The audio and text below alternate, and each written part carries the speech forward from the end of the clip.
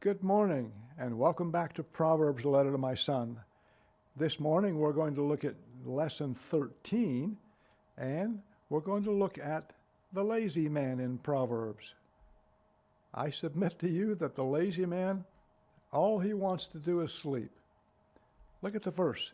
As the door turneth upon his hinges, so doth the slothful upon his bed. This is kind of cute.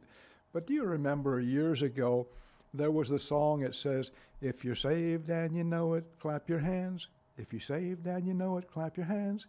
If you're saved and you know it, then your life will surely show it. If you're saved and you know it, clap your hands. Well, Donna, I got a thing on Facebook with different words, and I call it the theme song for the lazy man. And here's how it goes. If you're happy and you know it, stay in bed. If you're happy and you know it, stay in bed. If you're happy and you know it, getting up will surely blow it. If you're happy and you know it, stay in bed. The lazy man, all he wants to do is sleep. Or, in our day, maybe play computer games, or watch TV, or sit around and do nothing. But by and large, the lazy man wants to sleep, and that's all he wants to do. And then Proverbs 19:24 says, a slothful man hideth his hand in the bosom, and will not so much as bring it to his mouth again. But he's so lazy he won't even feed himself. In the newer translation, it says, a slothful man buries his hand in the dish, and will not bring it again to his mouth, which is probably a better translation. Other verses, Proverbs 12:27, the slothful man roasteth not which he took in hunting, but the substance of the diligent man is precious. He's too lazy to even cook, what he took in hunting. So what's he do? He goes hungry. Let's look at the lazy man and some things about him, and then after that, we'll look at two segments in Proverbs. One teaches how to avoid becoming a lazy man, and the other teaches how to overcome being a lazy man.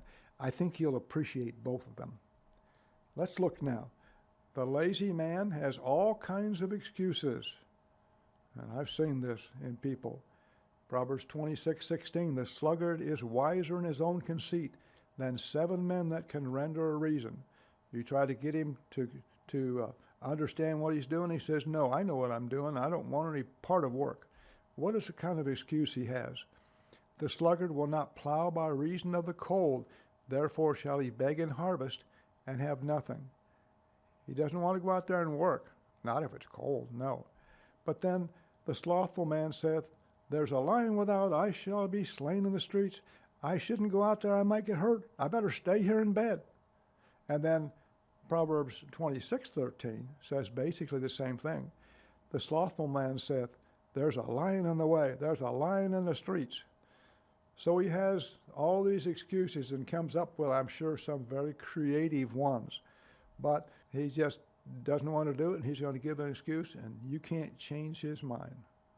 Now, the lazy man, he wants all the things that working man possesses.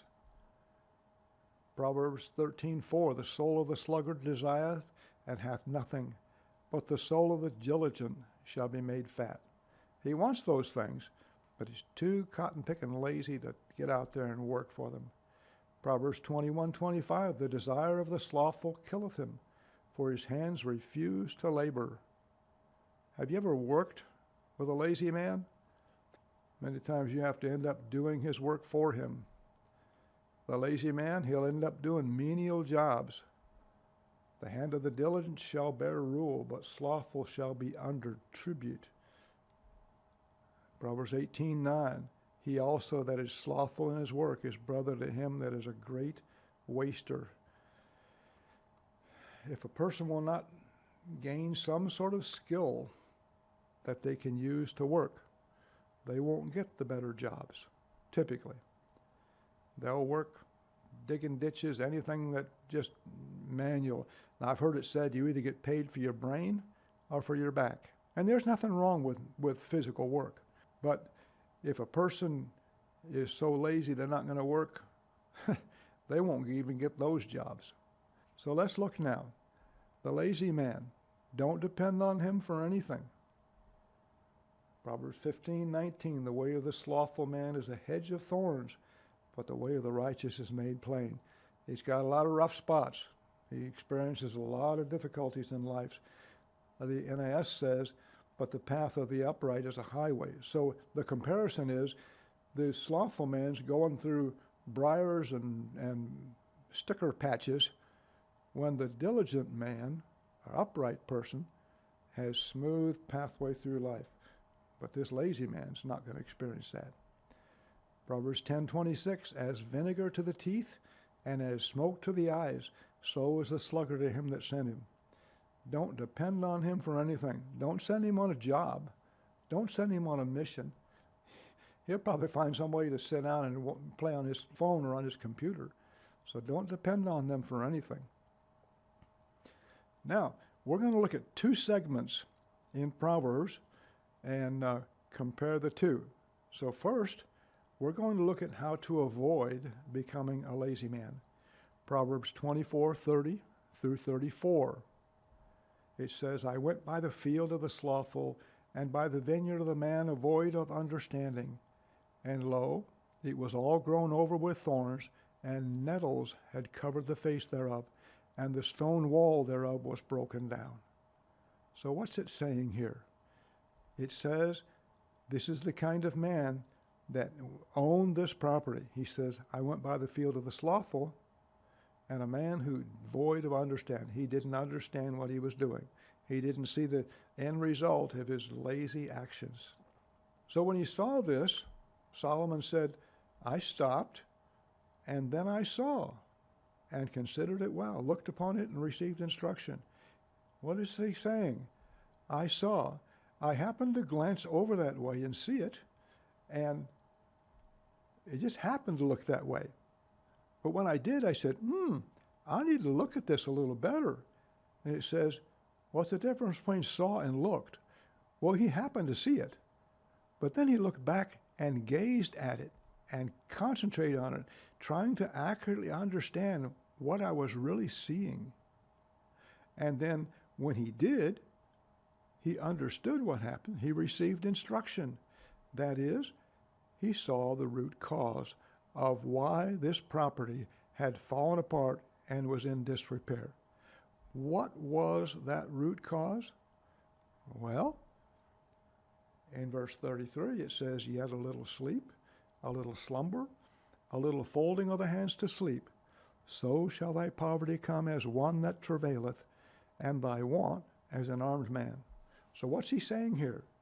Yet a little sleep, that is, fully asleep, laying down, getting up late, going to bed early, getting up late, just sleeping his life away. And a little slumber, that is, just taking a nap. I like naps, but naps can't take the place of work. And then a little folding of the hands to sleep. That is just leaning back in a chair to relax for a while. So shall thy poverty come. That was the cause why this man's property fell apart. The same thing would happen to our house if we fail to maintain it. But the issue here is that this guy's so lazy, he's not going to do anything. Now, this is how to avoid becoming a lazy man. Remember, we looked and we saw the cause why this man ended up in such disrepair. So he's saying, recognize the fact that your laziness will end up in your world falling apart. Recognize that your laziness will cost you a great deal over time, because you'll gain nothing and you'll lose everything as far as physical possessions.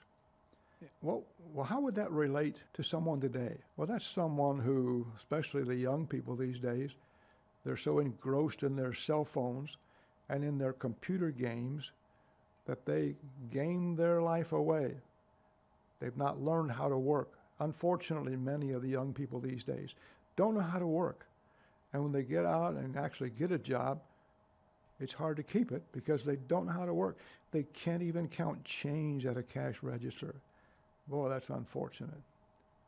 Okay, so we saw how to avoid becoming a lazy man. What about how to overcome being a lazy man? Are you a lazy man?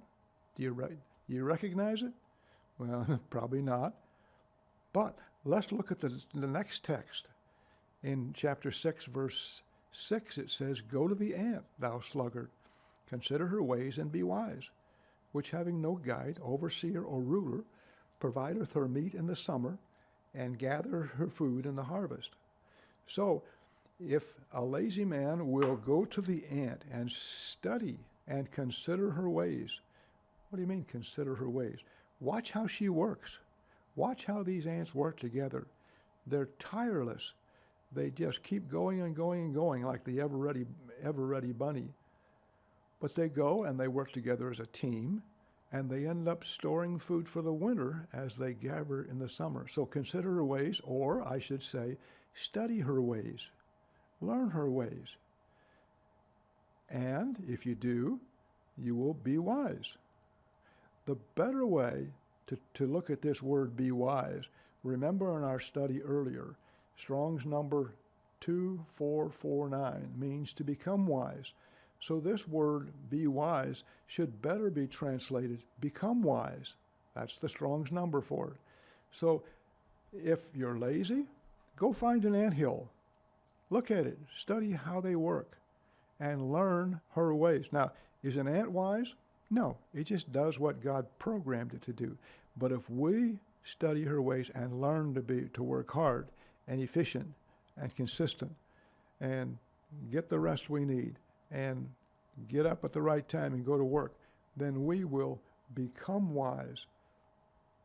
And then, verse 9, he says, "How long wilt thou sleep, O sluggard? When wilt thou arise out of thy sleep?" In other words, get out of bed, get to work, and do something productive. Remember our verse at the beginning of the study. As the door turneth upon his hinges, so doth the slothful man upon his bed. So, if you're lazy, do you want to fix it? Do you care? But if you are lazy, do you want to fix it?